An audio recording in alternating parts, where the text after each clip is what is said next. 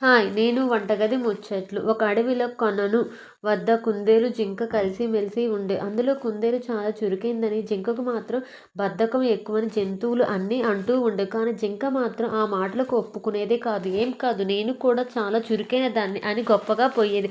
ఒకరోజు ఇదే మాట పైన జంతువుల మధ్య వాదన వచ్చింది. కొలనుకు పెద్ద అయిన ఏనుగు మధ్యలో కల్పించుకొని, సరే జింక తాను చురుకైన దానినని వాదిస్తుంది కాబట్టి దానికి కుందేలుకి ఒక పోటీ పెడతాను.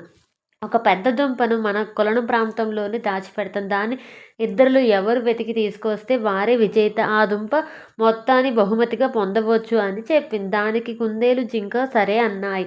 పోటీ మొదలు కాగానే కాసేపు గబగబా వెతికిన జింకకు అంతలోనే విసుగొచ్చింది. అబ్బా!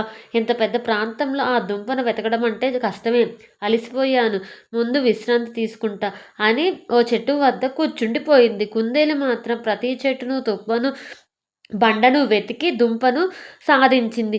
తీరా చూస్తే ఆ దుంప జింక కూర్చున్న చెట్టు తొర్రలోనే ఉంది. జంతువులన్నీ విజేత కుందేలని చురుకైంది అనేసి మెచ్చుకున్నాయి. అయ్యో, పక్కనే ఉన్న బద్ధకంతో చూడలేక ఓడిపోయాను అని బాధపడి జింక అప్పటి నుంచి తన పద్ధతి మార్చుకుంది. Thanks for watching the video. Please subscribe my YouTube channel.